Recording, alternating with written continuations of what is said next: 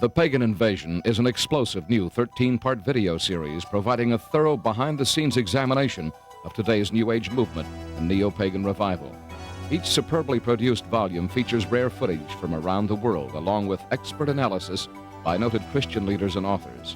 For more information, contact your local Christian bookstore or call 1-800-828-2290. California residents call 1-800-633-0869.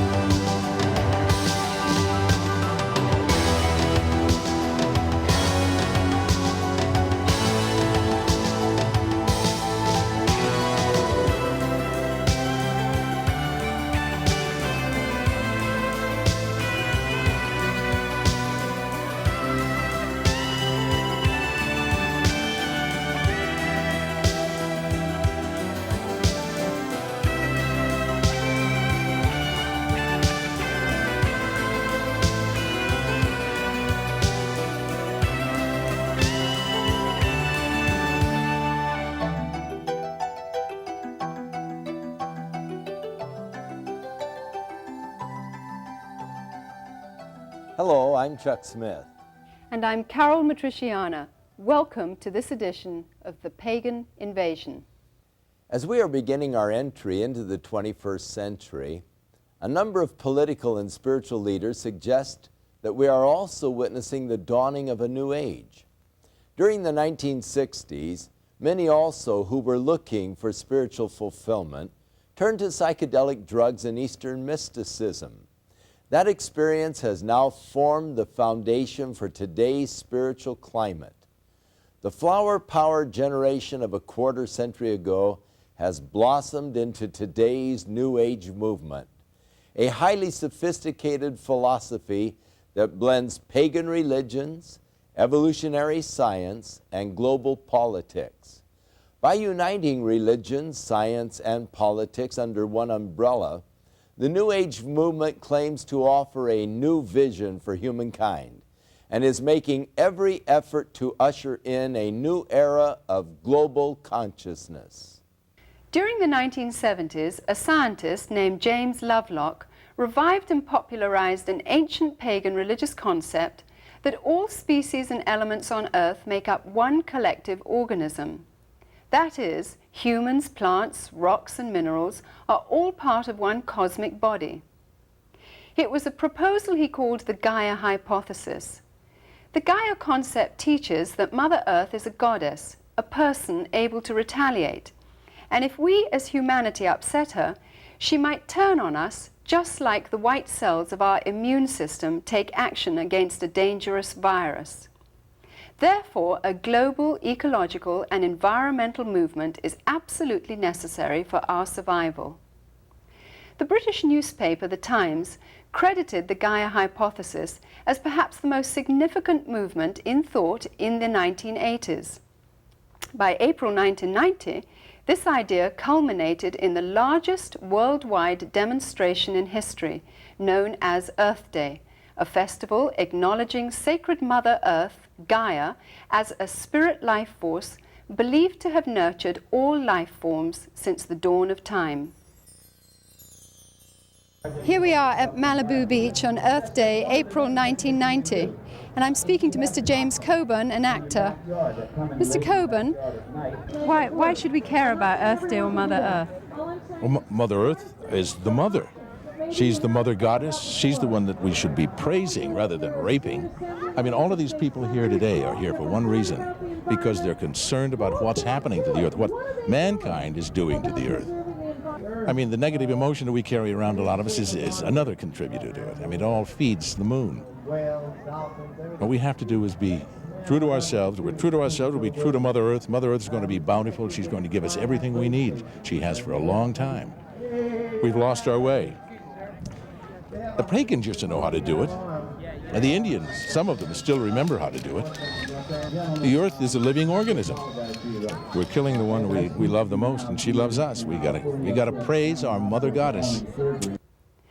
Time magazine recently heralded this Gaia reawakening as goddess worship, the effort to create female-centered spiritual expression and get away from a patriarchal father god. Many are looking with great hope to the New Age movement to answer the crisis problems of our day. New Age leaders working through organizations such as the United Nations hope to quickly establish the New World Order.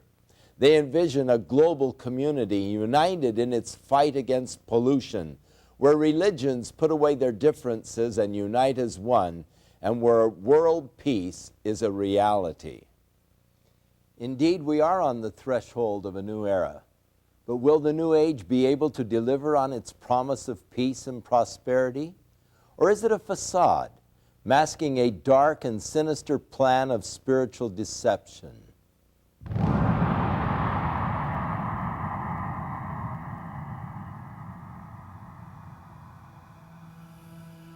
Jesus himself warned us that in the last days many would come claiming to be Christ and Messiah.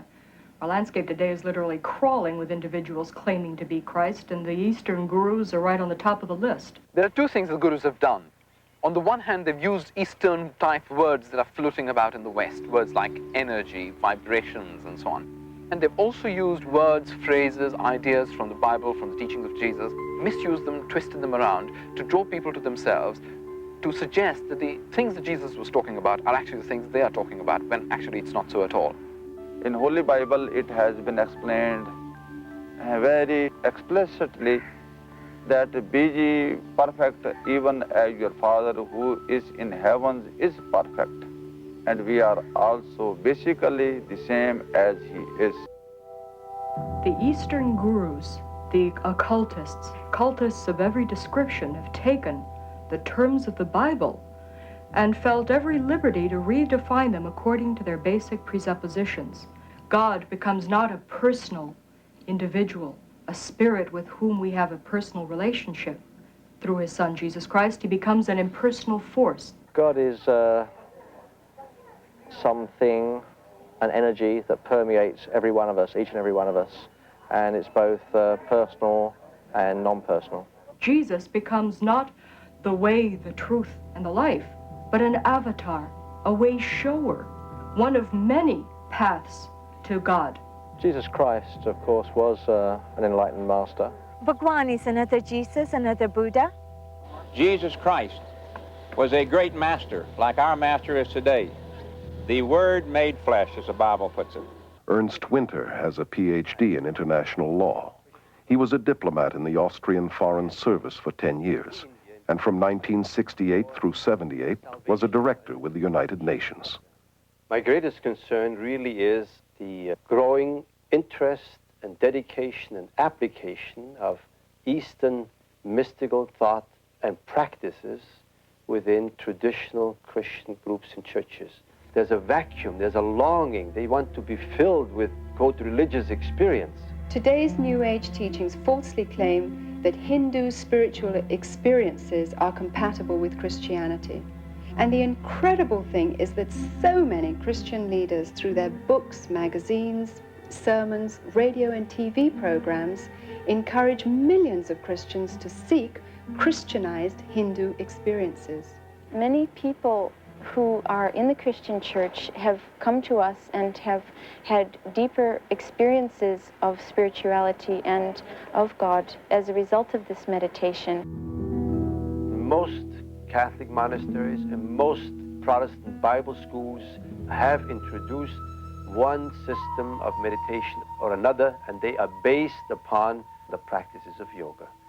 Many of the church people, and particularly the leaders of the churches and denominations, look with great hope to Eastern mysticism that it would bring new life into a dead body. While infiltrating the Christian church, Eastern mysticism is also powerfully influencing world politics. Under the umbrella of the United Nations, countless New Age groups spread their philosophies worldwide. Many UN leaders, UN agencies, and the World Council of Churches with its deep UN ties promote New Age beliefs and practices. The UN has its own meditation room and resident guru, Sri Chinmoy. Even the United States Pentagon has meditation rooms. A graduate of Harvard School of Divinity, Leland Stewart, directs the Unity and Diversity Council, a powerful New Age promotional network that originated with a 1965 directive of the United Nations General Assembly. Unity and Diversity Council is a worldwide coordinating body of what we call it individuals, organizations, and networks looking toward a time in which there will be one single organized energy of networking throughout the planet. Under Stewart's leadership in 1982, this group linked arms with Graham Wilson's Mind, Body, Spirit festivals, forming a vast army dedicated to the merger of all religions into one, under a world leader.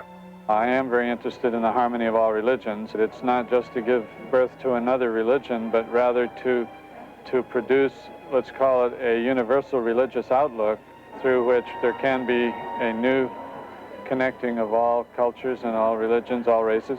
In this growing consciousness of sharing godliness and looking for a leader to lead everyone into this new heaven, the UN plays a very important role inasmuch as it is a support system.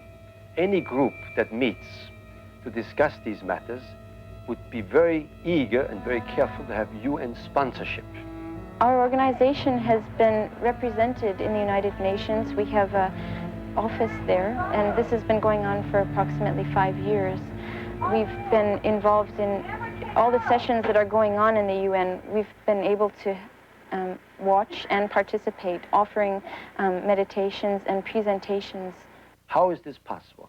I think it became possible by the thought and actions of one man in the UN, Robert Mueller, who was continuously emphasizing that the UN has to be a support system to this conditioning of man, to this sharing desire, to this looking for a one world government, for one world leader, and playing down, and I believe myself correctly, that the UN is not that world government, that it is a conditioning device, that it is an aid, a support system. It gives prestige to otherwise completely outlandish groups. The Brahma Kumaris World Spiritual University in India is used by the UN and its members for conferences focusing on world peace and unity. Delegates from all over the world, VIPs, are attending to express their ideas and to experience peace in a very real way themselves. This experience will enable them also to draw up new laws for universal peace. This will be endorsed by heads of state and submitted as a practical form for the United Nations. Many evenings, the UN building is even used for lectures, talks, meditations, enlightenments on how to make one better world. The leaders are asked to meditate and be involved because this is part of their instruction or brainwashing, and all this is part of the conditioning for the vision of a new world or of a new age.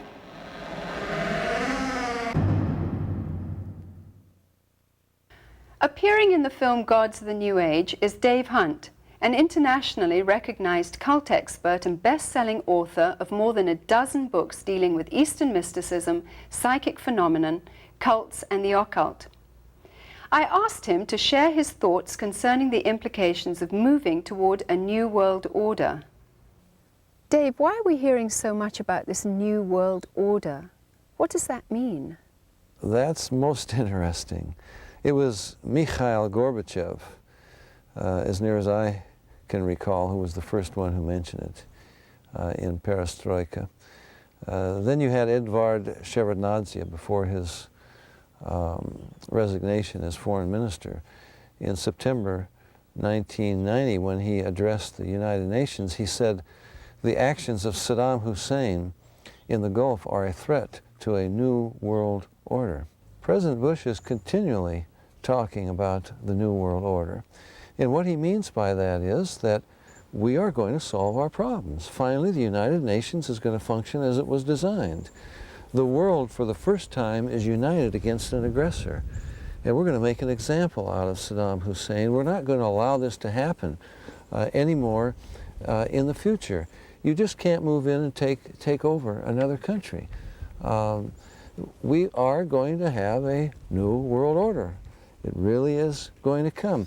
Unfortunately, it will be ruled over by the Antichrist.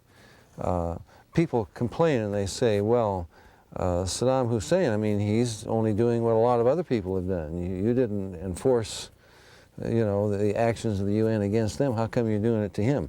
Because it's a new world order. It's something entirely new. The world is united now to bring peace. We're not going to allow aggression. And it relates back to paganism and Eastern mysticism. We can, in fact, solve our problems. We have this human potential. We have the power within. And peace will reign on this world. Now, in 1 Thessalonians chapter 5, Paul warns, when they say peace and safety, then sudden destruction will come. He doesn't mean they're whistling Dixie. They're hoping for peace and safety. They think they have achieved it. The first one who called for a new world order was Satan in his rebellion against God. I will be like the Most High. I will decide. And then Adam and Eve joined in his rebellion, and they brought a new world order. The new world order, what it's all about is the world as man, as God, creating his own reality will make, as opposed to the world that God intended it to be. And it's humanism, cosmic humanism. And we're saying we can solve our problems. We can bring peace and safety and prosperity. We can solve the problems of evil and of war and of poverty without God, without the Prince of Peace. Now, I know Bush claims to be a Christian, and I think in many ways he conducts himself like a Christian. But unfortunately, he's falling into the trap of working for a humanistic solution to the problems of this world. And in my opinion, and my opinion is based upon the scriptures, you will never have peace until the Prince of Peace reigns, first in human hearts and then over this world. And the New World Order is an attempt to solve our problems without God. Most people are aware that the United Nations played a major role in the war against Iraq. In fact, the United Nations was responsible for not only authorizing the use of force, but for outlining the terms for a ceasefire. Members of the UN believe that Saddam Hussein stood in the way of the dream of achieving world peace. Behind the scenes, the UN has for years been working toward a united world government as well as a united world religion. Not surprising, many of its members have been actively involved in participating and promoting Eastern religious meditation techniques.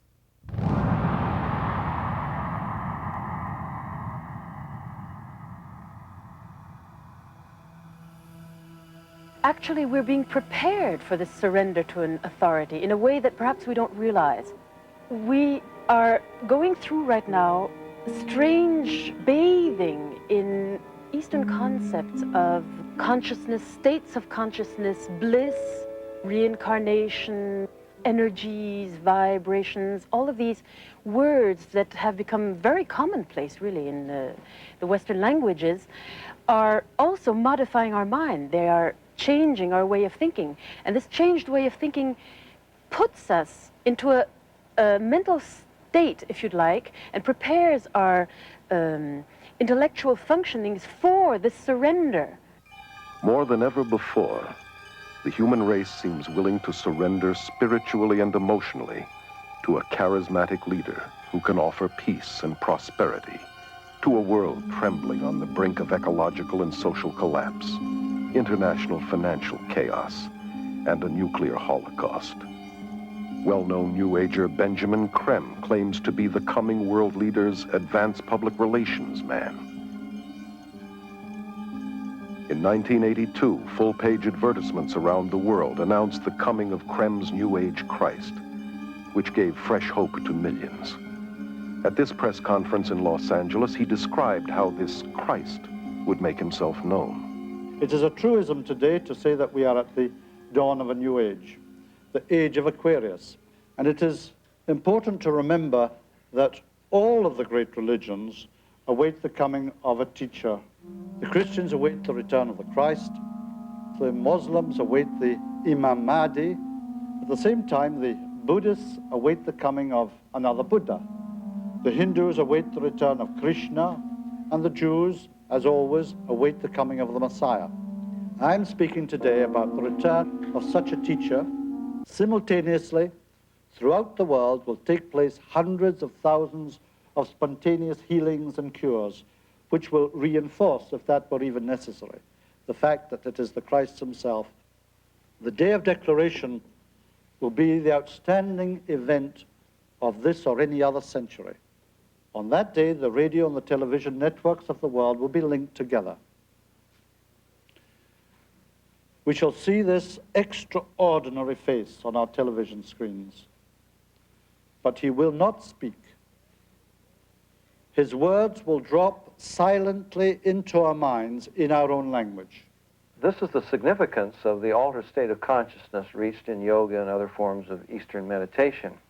A Nobel Prize winner has described the brain as, quote, a machine that a ghost can operate, unquote. What that means is, in an altered state of consciousness, the connection between my spirit that normally operates my brain and my brain is loosened, and that allows another spirit being to interpose itself, begin to tick off the neurons in the brain, create an entire universe of illusion, astral travel, give psychic powers. In this way, the world is being prepared for some ultimate delusion. He will indeed inaugurate a great new world religion, and at the very most sacred core of that new world religion will be the process which is called the esoteric initiations, which take us out of the strictly human kingdom into the kingdom of God.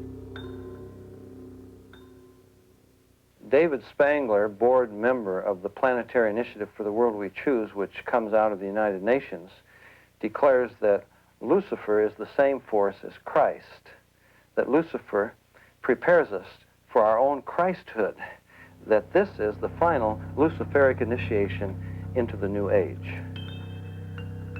Benjamin Creme's Christ may not be the world teacher and ruler of world peace as he forecasted, But without question, the stage is being set today for what the Bible calls the apostasy, or man's abandonment of God. This climate is ushering in the final actor, the counterfeit, who the Bible predicts must come before the return of Jesus, the true Prince of Peace, who will then reign for 1,000 years.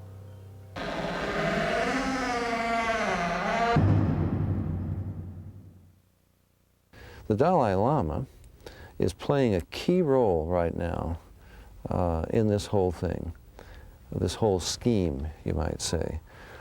He's been traveling around the world, and I find this absolutely astonishing.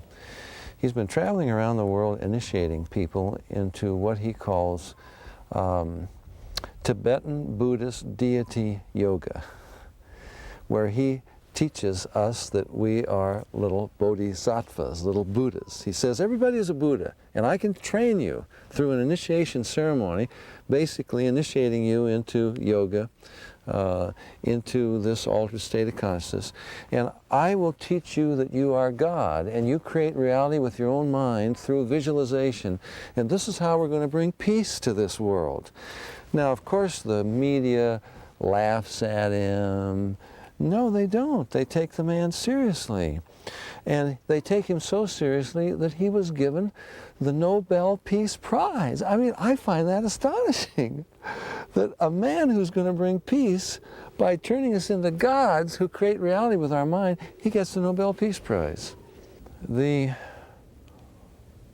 influence of the Dalai Lama around the world is, and in the political realm, and in the religious realm, is astonishing. He's embraced. He becomes a spokesperson for peace. And he is one of the prime movers at the peace conferences. One of the reasons for this is that the political leaders now recognize, and I think it's in preparation for the revival of the Roman Empire and the coming of the Antichrist, they now recognize you can't have political peace, military peace, without religious peace. I mean, some of our major problems in the world are religious problems. Hindus against Buddhists in Pakistan or India or wherever it may be, or Muslims against Christians and so forth. And they recognize we're going to have not just a one world government, but a one world religion. And so the Dalai Lama becomes the spokesperson for a broad-minded ecumenism that embraces everything. Now, interestingly enough, Gorbachev is making the same kind of noises. He said, tolerance is the alpha and omega of the new world order. Now, this is a man who was baptized as a Christian, you know, into the Orthodox Church. He knows that Jesus Christ claims to be the Alpha and Omega. It's a slap in the face to Jesus Christ, who said, I am the way, the truth, the life. And Gorbachev says that tolerance for all religions, for all beliefs, is going to be the Alpha and Omega of the New World Order. Now, you know that he means tolerance, in fact, for everything except one thing, and that is Jesus Christ, who claims to be the only way. You know what Hinduism will do, for example. Hinduism will accept all religions. We call this the embrace that smothers. Oh, we'll accept Jesus, of course.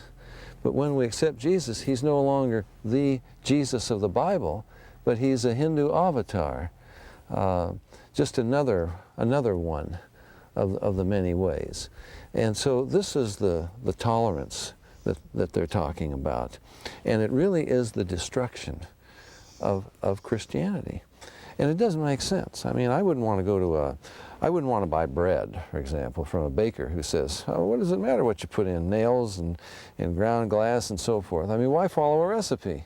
Or a doctor who says, you ask him for the diagnosis and the prognosis, and he says, well, what would you like? So this idea that anything goes, that all religions work, they have to embrace this in order to bring peace among religions. That's absolutely contrary to Scripture, but it's coming into the church, even among evangelicals who now become soft on the gospel, and let's not offend people, and we'll try to tone it down, and finally, you don't really have a solution to the problem anymore. What are some of the political dangers in religious tolerance and ecumenicalism? Hitler, for example, claimed to be a Christian, the real Christianity, positive Christianity. National Socialism is positive Christianity. And just like Saddam Hussein, who invokes the name of Allah, Hitler invoked the name of God in his speeches. We claim the blessing of Almighty upon our efforts, you know. And if you don't define who God is, and if you have a vague God, some higher power, who has no real principles, there isn't a definite truth involved in this, then this becomes an umbrella for almost anything. Saddam Hussein is a megalomaniac. He uses the name of God for his own rebellion against God and against the laws of God, against morality and ethics and the laws of the world and of the United Nations and so forth. So rebellion is in the heart of man, and the worst rebellion that there is, the worst evil in this world is when you use God as a cover for your own ego and what you want to do. And ultimately it prepares the way for the Antichrist. Now, we are really moving in this direction. Some of the statements by Gorbachev, for example, are absolutely incredible. In his book Perestroika, he said, it's not going to just be Western Europe that will be united, but there's going to be a united Europe from the Atlantic to the Urals. The Russians, we're going to be part of this united Europe.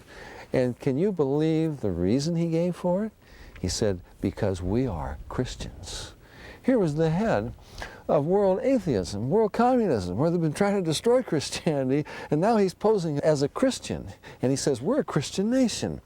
Well, obviously, he didn't mean born-again, Bible-believing, evangelical Christianity, like you and I mean. He meant an ecumenical, false Christianity that embraces all religions of the world.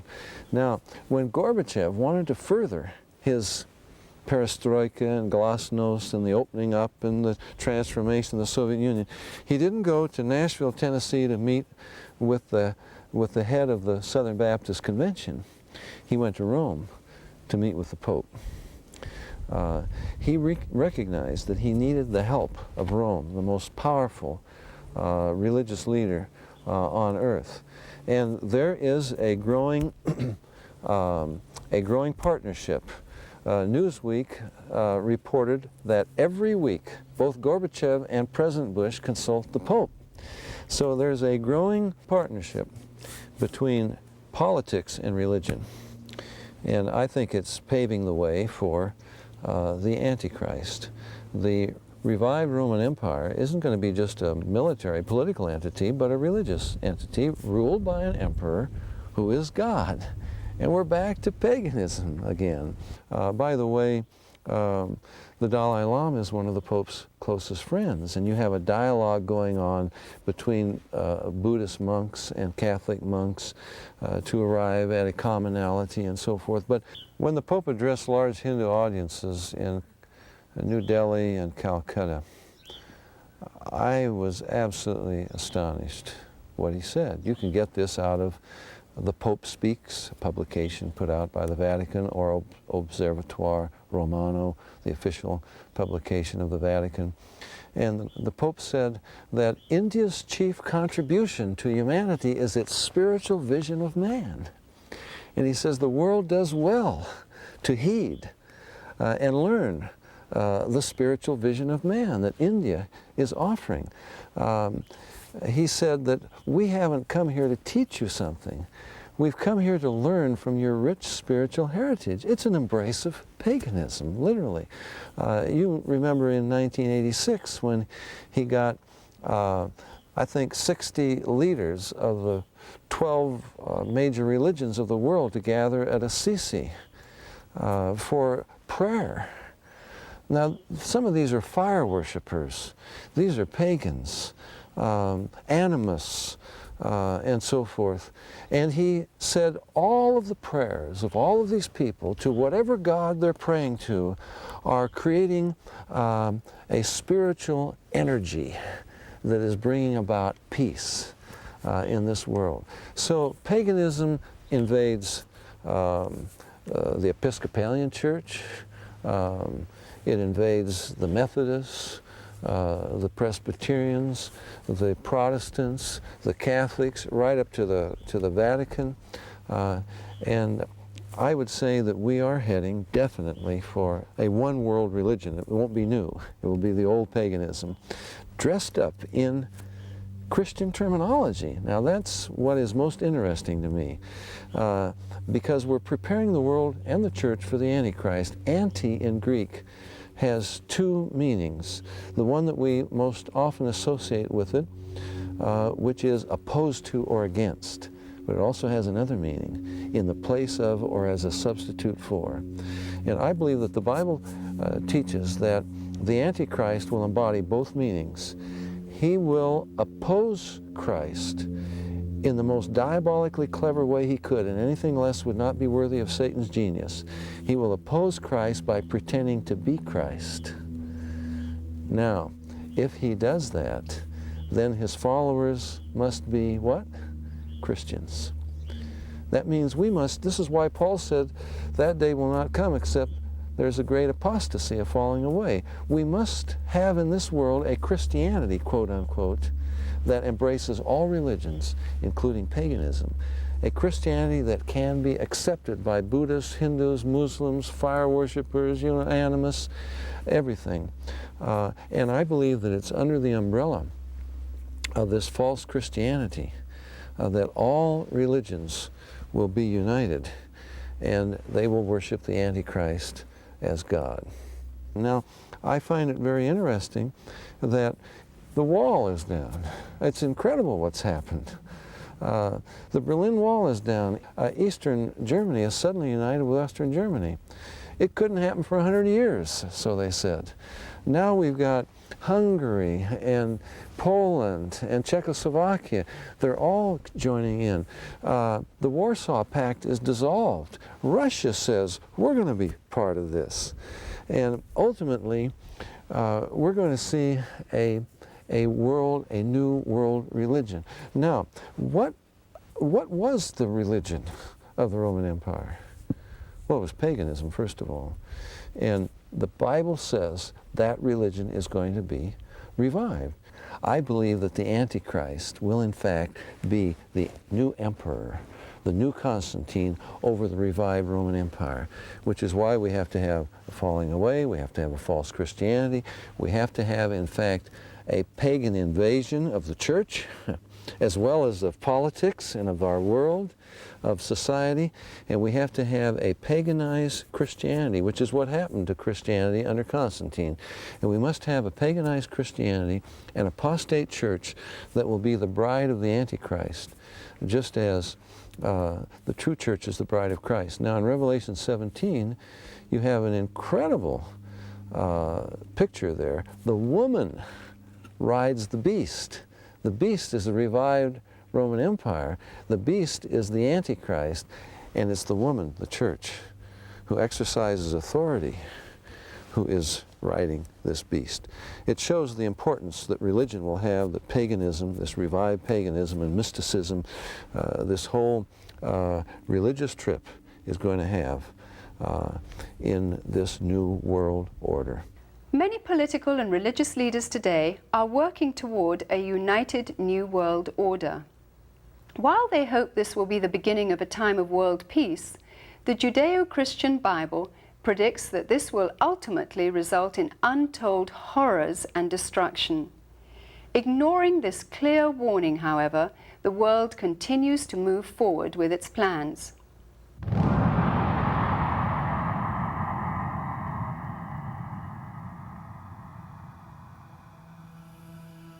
Today's revival of paganism and Hindu practices, which form the heart of the New Age movement, was ironically the same kind of foundation that prepared the way for Hitler's rise to power.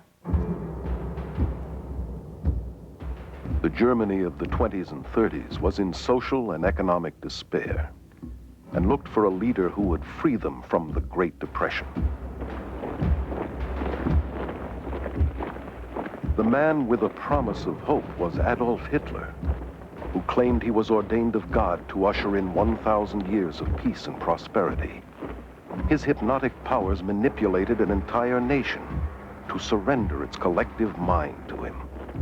Obsessed with the occult, Hitler drew many of his bizarre ideas from Hinduism. He took the symbol of the swastika as his own, a Hindu symbol of power seen in many of today's temples in India.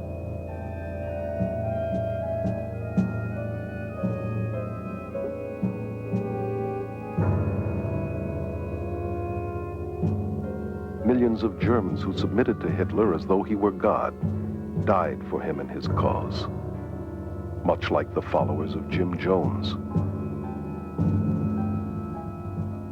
The current worldwide revival of Hinduism blended with psychology and disguised as self-improvement, self-hypnosis, positive mental attitude seminars, visualization techniques, and mind dynamics courses has made today's world far more susceptible to spiritual deception than the Germany that embraced Adolf Hitler.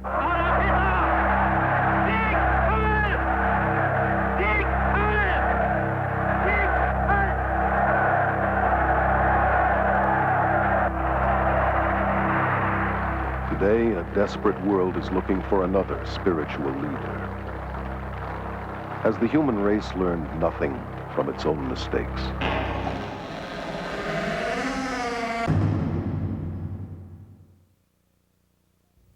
It is interesting that they are saying that man has now come to the next stage of his evolutionary development. And that is that transition from man into the universal consciousness of God. We hear so much about global peace, global government, global unification.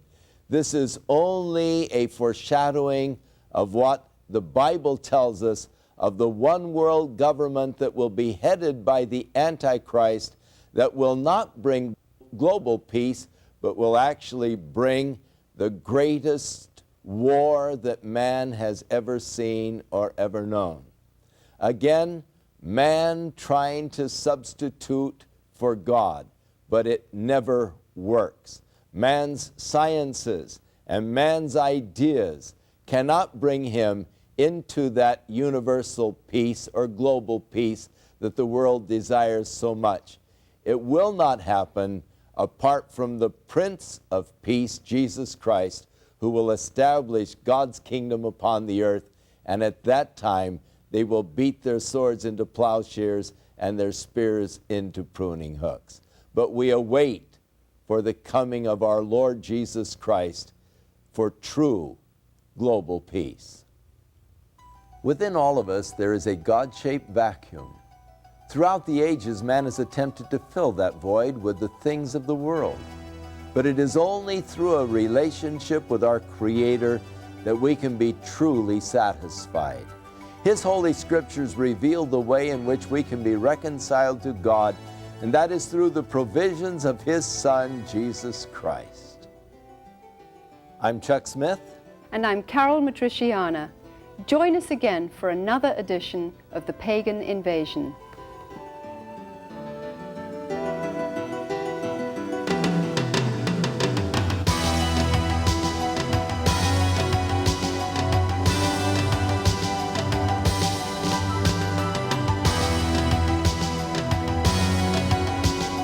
The Pagan Invasion is an explosive new 13-part video series providing a thorough behind-the-scenes examination of today's New Age movement and neo-pagan revival.